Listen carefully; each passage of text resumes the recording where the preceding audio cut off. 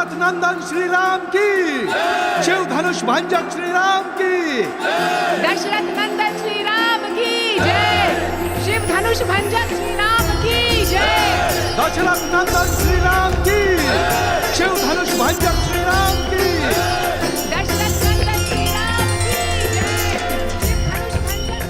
पिताश्री,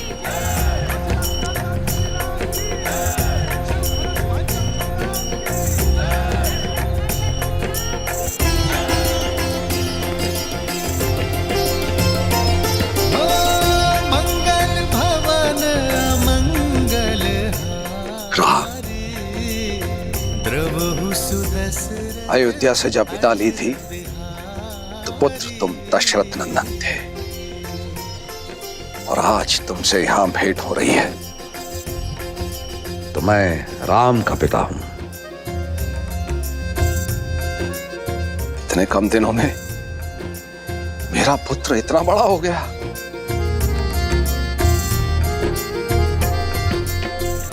मेरा राम। आपकी चरणों की धूल के स्पर्श से ही ये सामर्थ्य पा सका हूं पिताश्री। इनका स्पर्श मुझसे आप भी नहीं छीन सकते। रघुकुल रीत सदा चली आई, प्राण जाए पर वचन। पुत्र, तुम्हारा स्थान मेरे चरणों में नहीं, मेरे गले लग जाओ पुत्र। राम सिया राम जय जय राम, राम सिया राम जय जय राम, राम सिया राम जय जय राम, राम सिया राम जय जय राम। प्रणाम पिताश्री। पुत्र लक्ष्मण, आयुष्मान भव।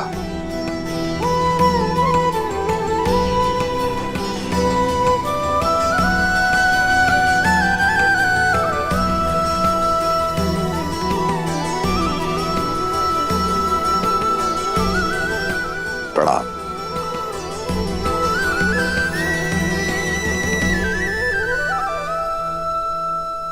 भूलोक पर कोई माया या दिव्य प्रदर्शन नहीं, अन्यथा हमारा भांडा फूट जाएगा और मेरा भोग छूट जाएगा। अब वेश परिवर्तन करें।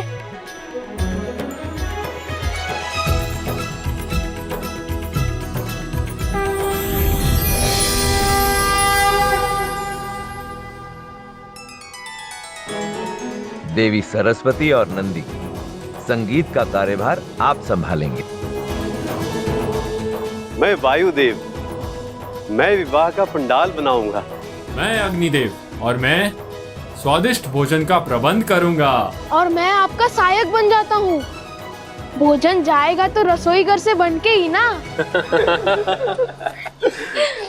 उचित है, मैं इस समूह का मुखिया बनूं, त्रिलोकदर्शी साधु। और मैं आपकी सेविका।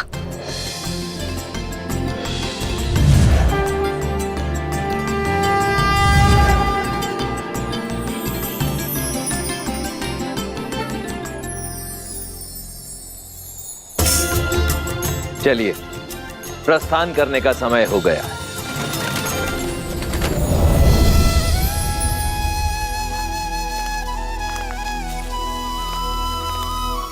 प्रभु, हम तो आपके ही पधारने की प्रतीक्षा में थे। हर कल्प और हर राम अवतार की भांति क्या इस बार भी मुझे आपका मार्गदर्शन करने का सौभाग्य प्राप्त होगा? काकभूषण दे, आपको यह प्रश्न पूछने की कोई आवश्यकता ही नहीं, क्योंकि जो स्वयं मेरे प्रभु श्री राम की कई जीवन लीलाओं का साक्षी बना, उनसे अच्छा मेरा मार्गदर्शन भला और कौन कर सकता है। प्रभु, मार्ग तो मां सीता और प्रभु राम दिखा रहा है इस संसार को। प्रेम का मार्ग, त्याग का मार्ग और समर्पण का मार्ग।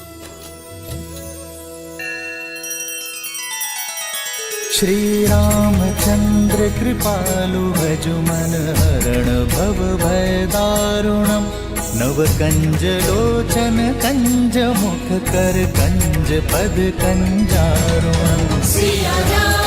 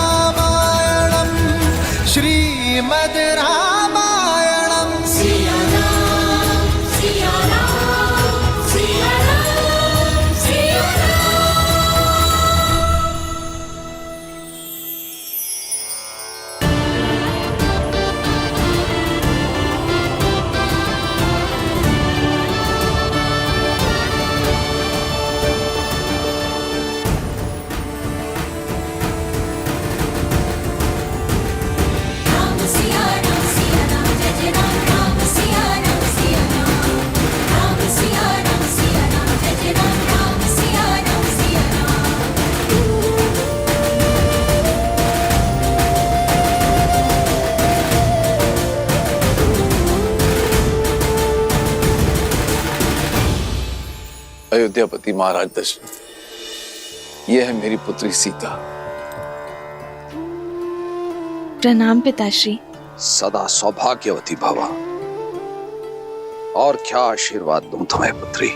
रूपशील हो, गुणवती हो, और सात्विकता तो तुम्हारे मुख पर है ही। अपने तेज से अपनी अयोध्या को सदैव चमकाती रहना पुत्री।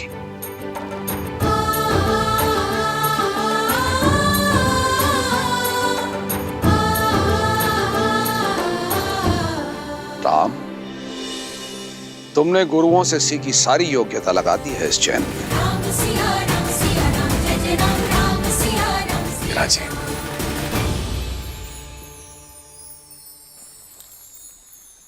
अयोध्यापति, अब मैं अपने परिवार से आपकी भेंट कराता हूं। सीता की माता से तो मिल ही चुके हैं आप।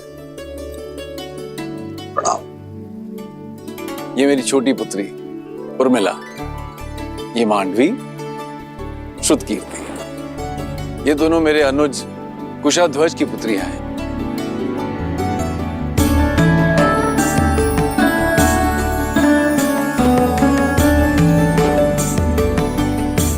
महाराज, यदि आपको कोई आपत्ति ना हो तो क्या मैं आपसे एक प्रश्न पूछ सकता हूं? आचार्य, आप श्री राम के गुरु हैं, आपको अनुमति की आवश्यकता नहीं है। पूछिए, क्या पूछना चाहते हैं आप? महाराज, आपके कुल की पुत्रियां अनुपम तेज युक्त है, किंतु आपको कभी पुत्र प्राप्ति की इच्छा नहीं है?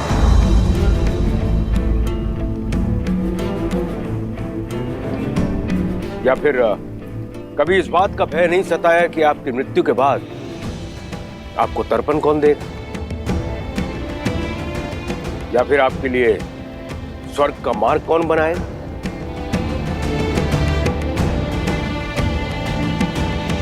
क्षमा चाहता हूं ऋषिवर, किंतु मैंने वेद, उपनिषद, स्मृतियों का गहन अध्ययन किया, किंतु कहीं भी ऐसा कोई उल्लेख नहीं कि पुत्रियों का मान, उनका पद, उनके अधिकार किसी भी रूप में पुत्रों से कम या नीचे होते हैं। न मान में, न पद में, न ही अधिकार में।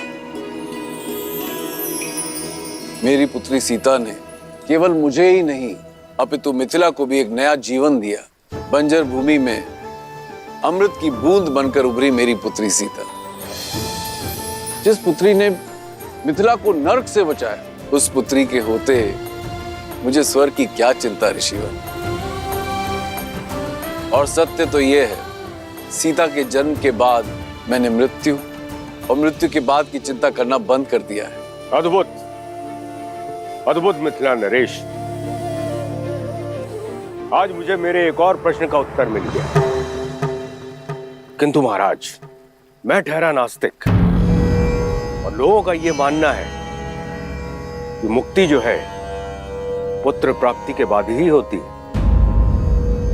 कदाचित मेरे मुक्ति के मार्ग के लिए ही महादेव ने मुझे एक योग्य पुत्र दे दिया है, मेरा जमाता राम।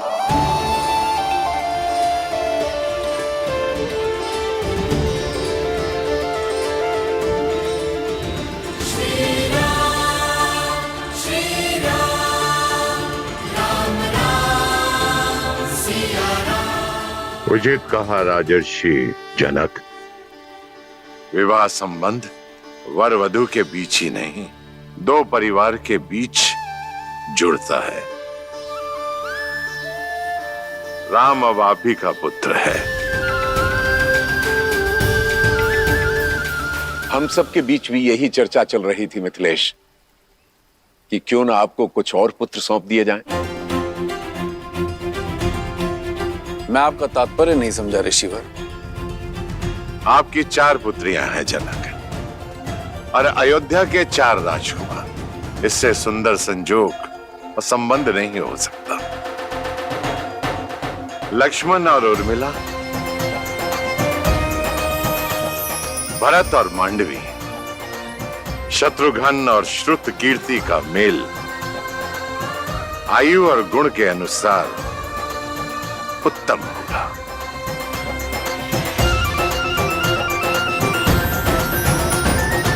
आपका क्या विचार है इस विषय में अयोध्यापति? ऋषिवर, इससे बड़ा सौभाग्य तो हो ही नहीं सकता, किंतु इसमें मिथिलापति का मत जानना भी अति आवश्यक है। मेरे कुल की चारों पुत्रियां सूर्य वंश के आंगन में जाएं, इससे बड़ा सौभाग्य मेरे लिए और क्या हो सकता है अयोध्यापति। मिथिला कुमारियों की अपने बहनों से बिछड़ने की चिंता भी समाप्त हो जाएगी, किंतु मिथिला में विवाह से पूर्व पुत्रियों का मन टटोलना अति आवश्यक होता है। अवश्य जनक, जिन्हें साथ रहना है उनका विचार जानना भी आवश्यक है। आप दोनों एकांत में अपनी संतानों से बात कर लीजिए। उचित है।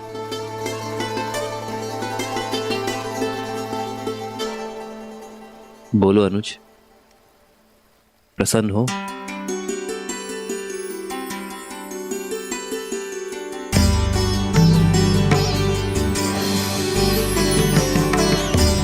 कोई शंका तो नहीं है उर्मिला?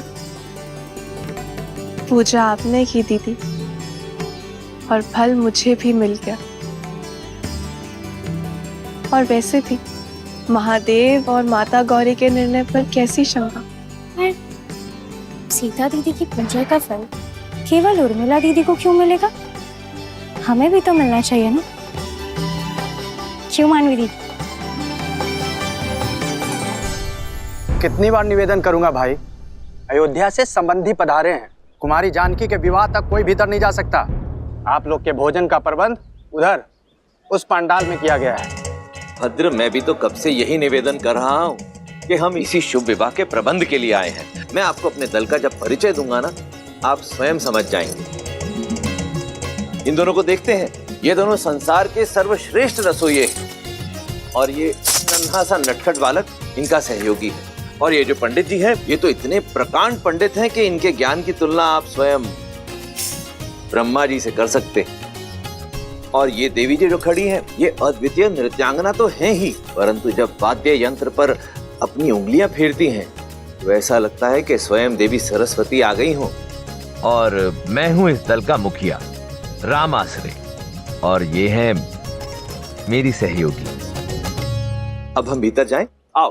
रुको, ये मिथिला का राजमहल है और विवाह राजकुमारी जानकी का। महाराज ने सभी प्रबंध सज किए हुए हैं, आपकी कोई आवश्यकता नहीं है। और हाँ, भोजन करना है तो आप लोग उधर जा सकते हैं। भोजन नहीं, हमें तो प्रबंध देखने जाने दीजिए। जाओ।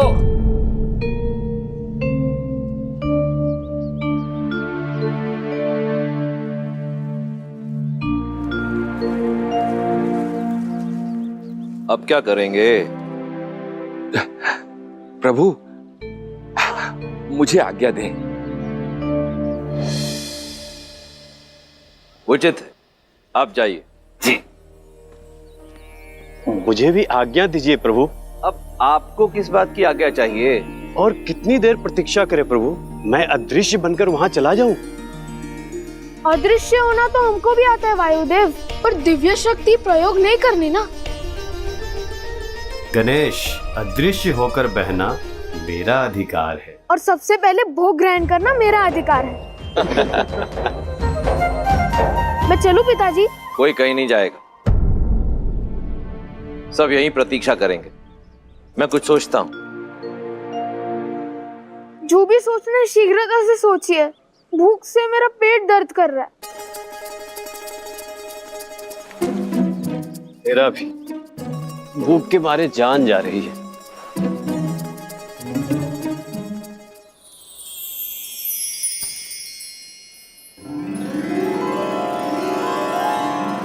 भूख से मुंह कुमला गया है पुत्र, ये लो खाओ। इस पे मेरा अधिकार। अरे तुम तो और भी ज्यादा भूखे लग रहे हो। लो ये पूरी टोकरी तुम ही रख लो। ये टोकरी का मैं क्या करूंगा माता, मुझे तो केवल ये रसीले फल चाहिए।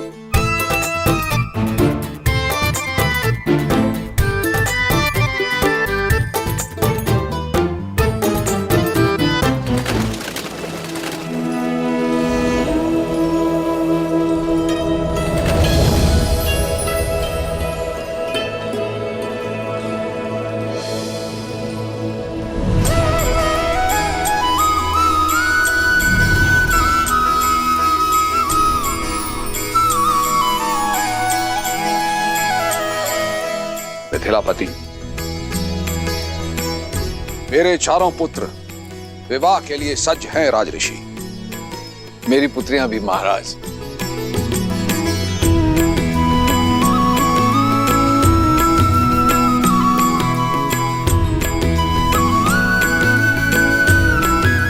विराजी।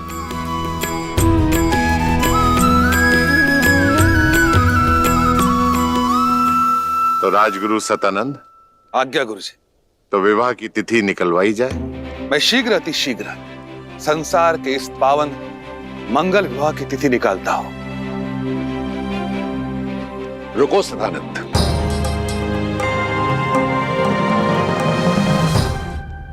बहुत ही पहुंचे हुए त्रिकालदर्शी ज्ञानी महासंत हैं रामाश्रय। उनकी बताई तिथि में कण मात्र भी त्रुटि नहीं होती है। मेरे अनुरोध पर वे अपने समस्त शिष्यों के साथ यहां पधारे हुए हैं।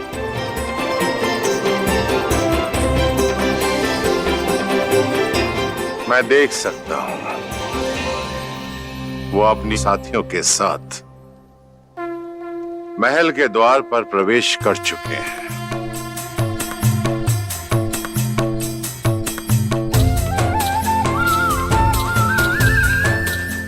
अद्भुत दृश्य है, अद्भुत। राम के विवाह की तिथि राम आश्रय निश्चित करेंगे। राम, जाओ जाकर उन्हें ससम्मान अंदर ले आओ। जी आचार्य। पुत्री सीता, उनके साथ उनकी एक सेविका और कुछ साथी भी हैं। उनका तुम स्वागत करो, मंगलमय होगा। जो आगे।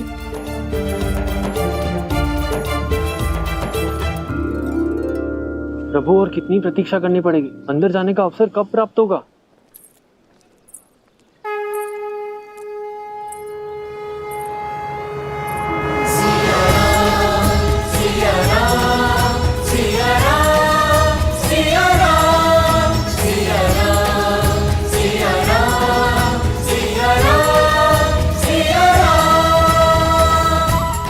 हम सबकी प्रतीक्षा समाप्त, क्योंकि हम सबका स्वागत करने के लिए स्वयं नारायण और देवी लक्ष्मी पधार रहे।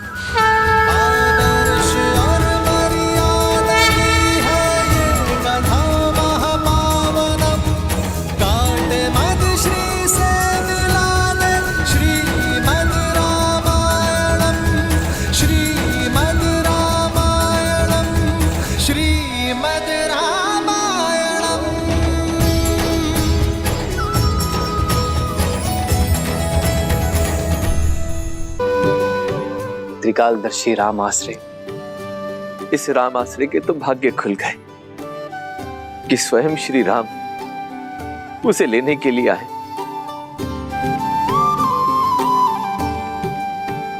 देवी गौरिका समेत आप सभी को सीता का प्रणाम।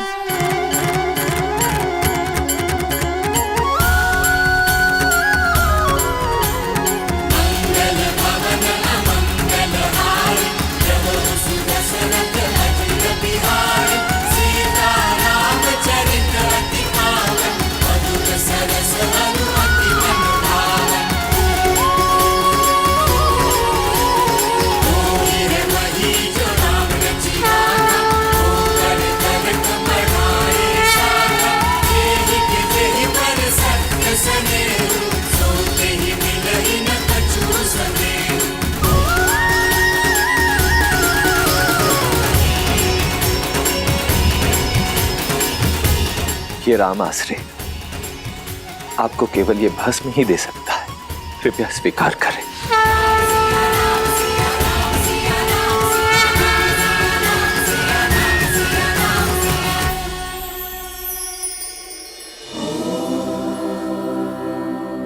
जगत पूजे जगत वंदे सर्वशक्ति स्वरूपे।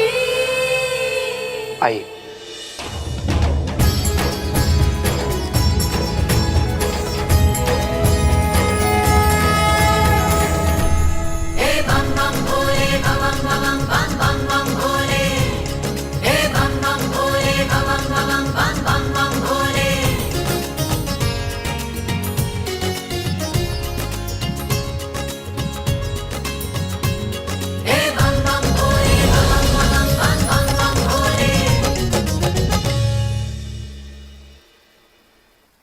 महाराज, ऐसी माया तो बहुत से लोगों के हाथ में है, किंतु क्या ये केवल मनोरंजन के लिए है या फिर इसका कोई और अर्थ है? यदि मन में भावना सच्ची हो तो पाषाण में भी भगवान, और यदि भावना सच्ची ना हो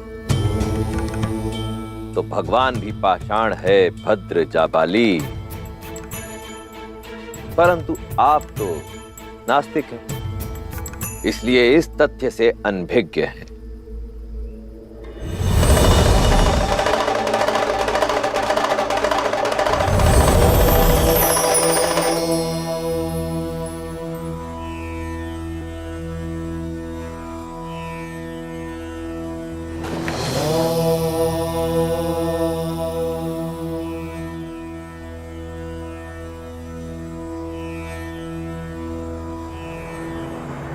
असंभव।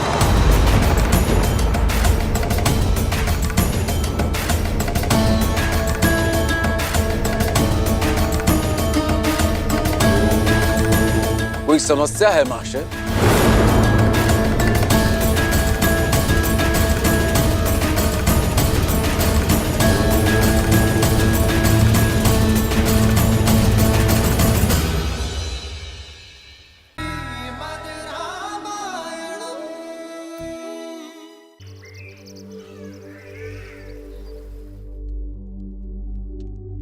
असंभव।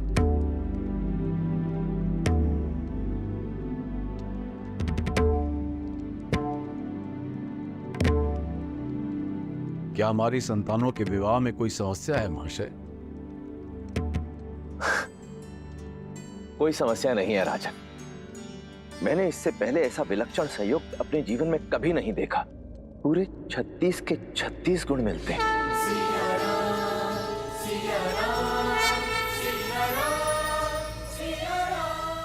ऐसा प्रतीत होता है जैसे देवी सीता और श्री राम का साथ जन्मों जन्मों का है।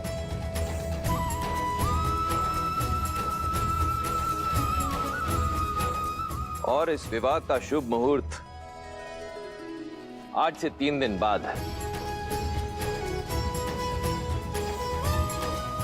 धन्यवाद संत श्री।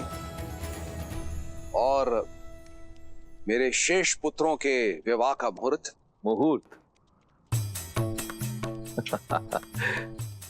राजन, किस शुभ मुहूर्त की बात कर रहे हैं आप? जिनके मिलन को स्वयं महादेव ने रचा है, जिस क्षण का साक्षी बनने के लिए समस्त ब्रह्मांड सज रहा है, वो क्षण है श्री राम और देवी सीता के विवाह का मुहूर्त। अब भला इससे शुभ मुहूर्त और क्या हो सकता है?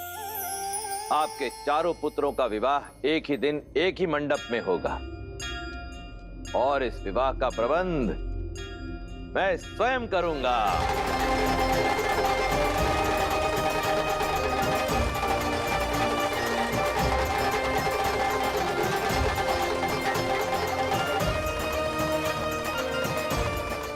हम चारों भाइयों का विवाह एक ही दिन और एक ही मंडप में। भैया, शिवजी तो बड़े दयालु हैं।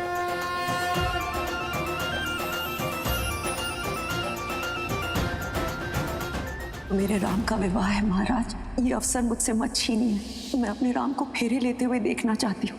हमारे पुत्र भरत के विवाह में उसकी माता अवश्य उपस्थित होगी।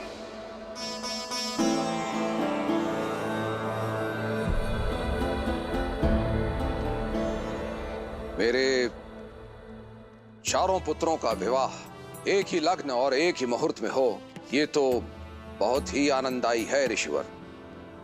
किंतु इस कारण मैं एक धर्म संकट में आ गया हूं।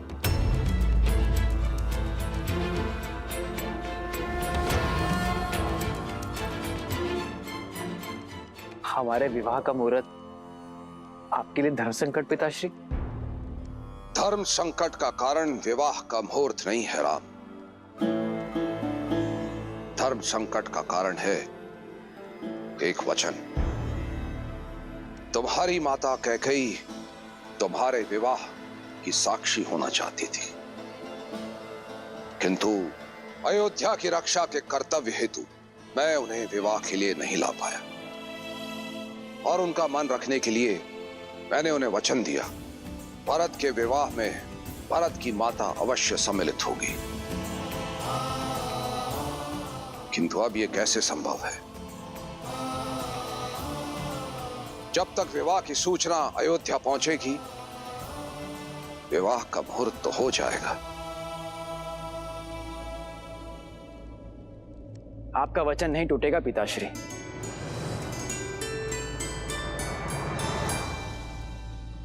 वो इसलिए क्योंकि मेरे विवाह को देखने हेतु मेरी एक माता अवश्य उपस्थित होगी।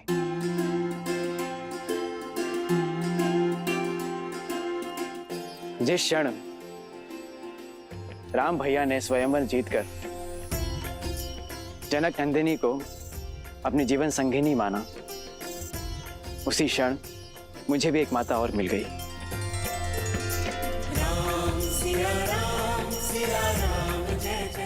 शास्त्रों का कथन और अयोध्या की मर्यादा यही है कि बड़े भाई की पत्नी का स्थान देवर के लिए माता के समान होता है।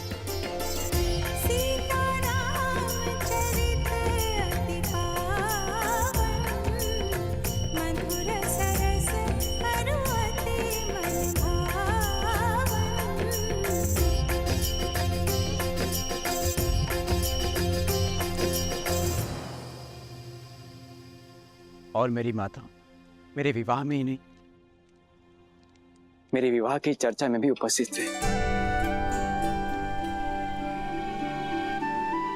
माता, भैया ने सदैव पिता का स्नेह और सुरक्षा तो दी ही है, क्या आप भी उसी प्रकार अपने इस पुत्र पर आशीर्वाद बनाए रखेंगे?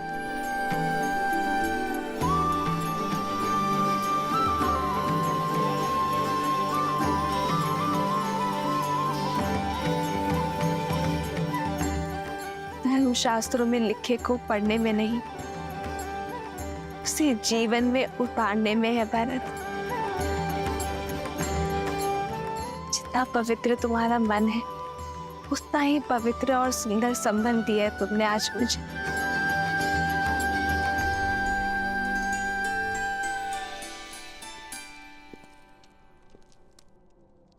भरत, उठो भरत।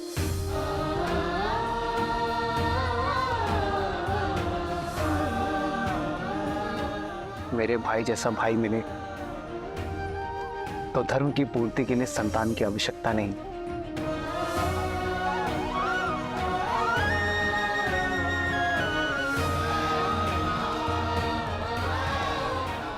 शास्त्र तो यही कहते हैं कि माता अपने संतानों के बीच भेदभाव नहीं करती। क्या केवल आप भरत भैया को ही आशीर्वाद देंगे भाभी माँ, हमें नहीं?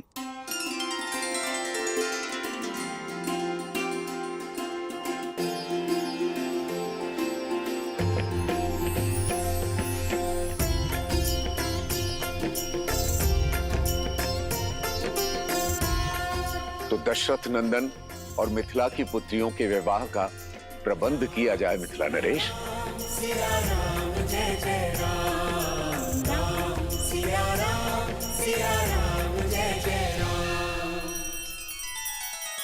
श्री रामचंद्र कृपालु भजुमन हरण भव भय दारुणम नव कंज लोचन कंज मुख कर कंज पद कंजारुणम।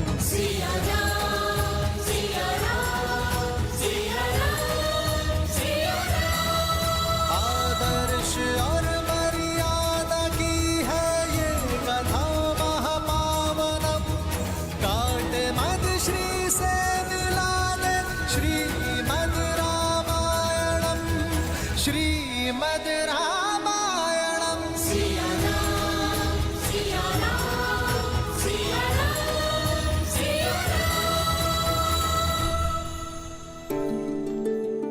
चिरंजीव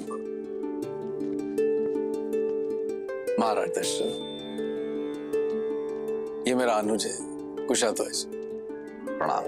और उनकी पत्नी चंद्रभागा, मांडवी और श्रुत कीर्ति के माता पिता।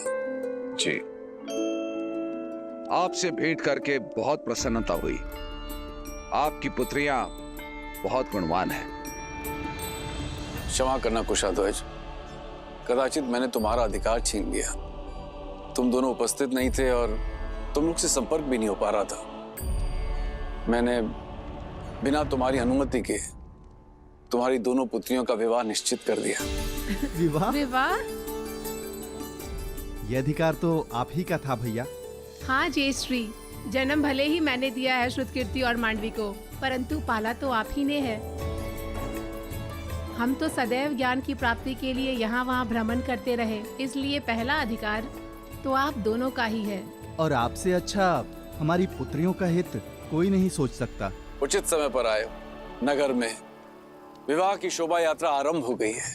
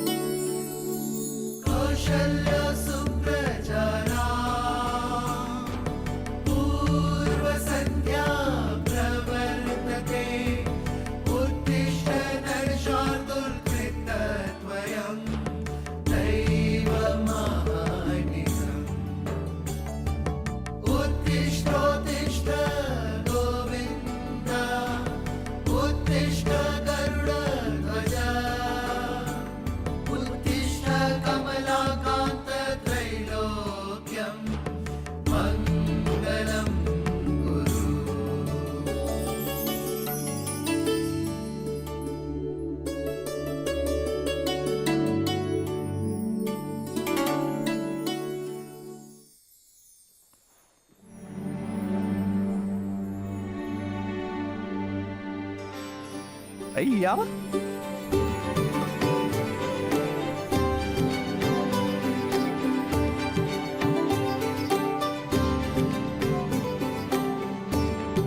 सज्ज हो जाइए भैया, आज से विवाह रीतियां आरंभ होने वाली हैं आपकी। जी हाँ भैया, केवल राम भैया की नहीं लक्ष्मण भैया, अब तो हम सब की होने वाली है। शुभ घड़ी तो है। इतने वर्षों से स्वतंत्र हमारा शत्रुघ्न इसी बंधन में तो बंधेगा भैया।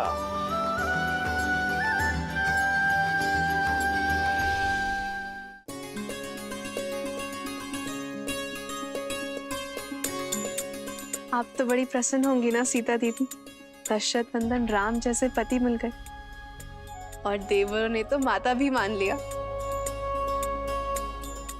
और वो देवर हमारे पति भी होंगे।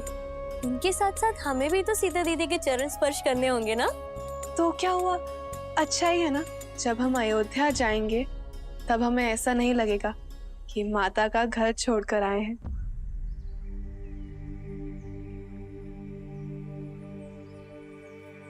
क्या हुआ दीदी, आप अचानक गंभीर हो गई?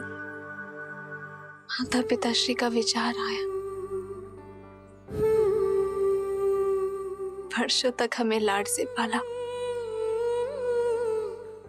और अब अचानक हम सब उन्हें छोड़कर चले जाएंगे।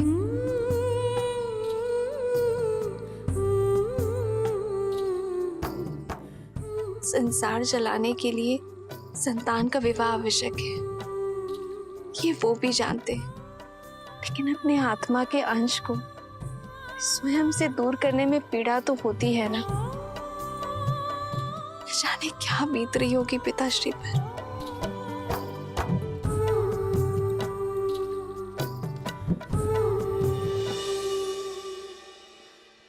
पीड़ा तो है मन में,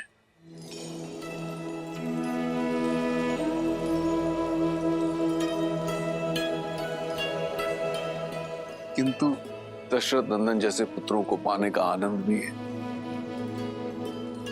हाँ, तुम्हारी माता थोड़ी विचलित है।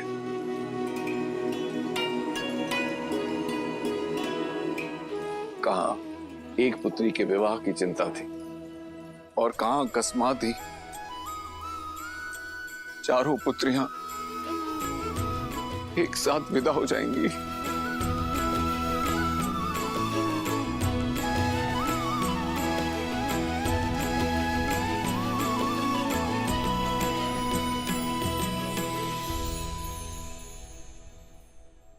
अरे तुम चारों अब तक सज नहीं हो। नदी से पावन माटी लाने जाना है और आप अब तक यही हैं। कितनी सारी तैयारियां करनी है, कितनी सारी रीतियां हैं। चलिए। माँ, हम सब सज हैं, बस आपको होना है। माँ, आप हमें बचपन में अपने साथ बिठाकर रंगोली सिखाती थी ना, आज फिर से करें।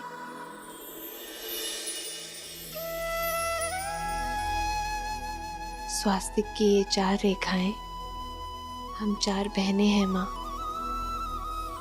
और ये भिन्न दिशाओं में जाती हुई रेखाएं हमारा होने वाला परिवार। रेखाएं चाहे कहीं भी चली जाए, लेकिन वो अपना केंद्र कभी नहीं छोड़ती। और हम चारों का केंद्र आप है माँ। हम चाहे कहीं भी चले जाएं, लेकिन आपकी दी गई शिक्षा, आपके दिए गए संस्कार हम कभी नहीं भूलेंगे।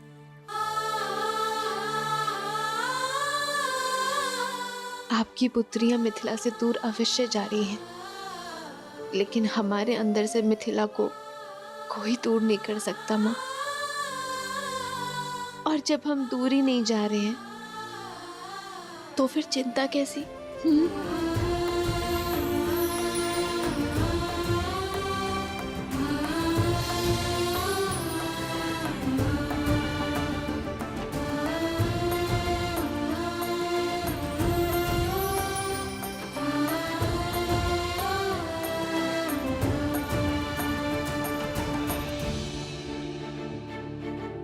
चलो नदी तट पर चलते हैं। मिथिला की महारानी के चारों जमाता वहां प्रतीक्षा कर रहे होंगे, और अगर विलंब हो गया ना तो महारानी बहुत डांटेगी। ओम भूर्भुवः स्वः तत्सवितुर्वरेण्यं भर्गो देवस्य धीमहि धियो यो नः प्रचोदयात्।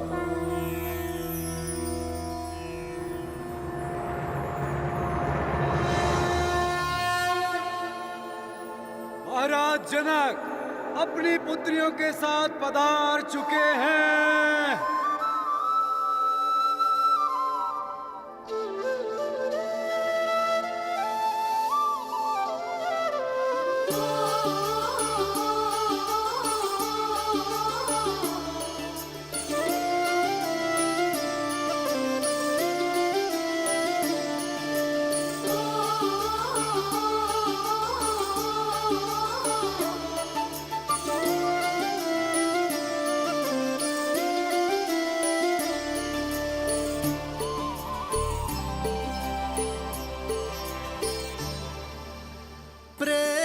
समर्पण करुणा ज्ञान से है भरा दो प्यारा नाम। जय सिया राम, जय जय सिया राम, जय सिया राम, जय जय सिया राम।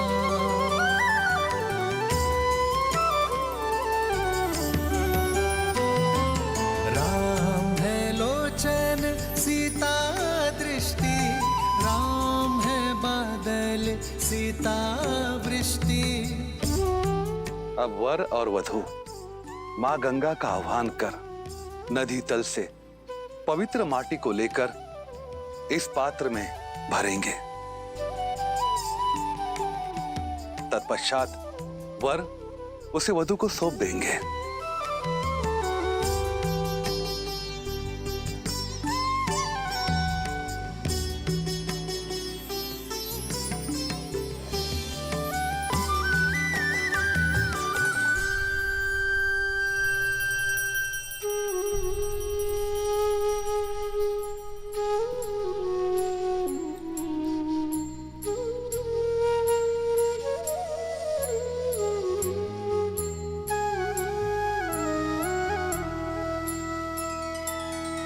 सिया राम ने माटी छुई, मन छुआ सम्मान ने। संबंध का निर्माण होता स्नेह आदर मान से। सिया राम सिया राम सिया राम सिया राम सिया राम सिया राम सिया राम सिया राम सिया राम सिया राम सिया राम राम सिया राम सिया राम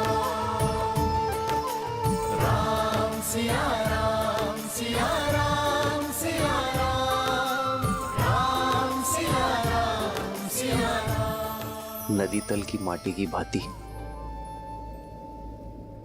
हमारा यह संबंध भी सदैव निश्चल रहेगा, मलिनता से परे, अपने हृदय की गहराई से। मैं सदैव आपको प्रेम और सम्मान दूंगा।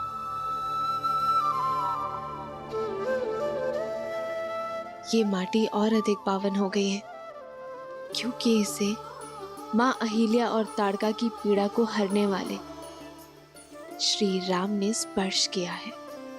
माटी के पावन होने का कारण कुछ और है कि केवल 8 वर्ष में शिव का धनुष उठाने वाली तेजस्विनी अपने जन्म से ही मिथिला की सारी पीड़ा हरने वाली भूमिजा ने इसे चुना है। राम सिया राम सिया राम सिया राम राम सिया राम सिया राम सिया राम सिया राम सिया राम सिया राम राम सिया राम सिया राम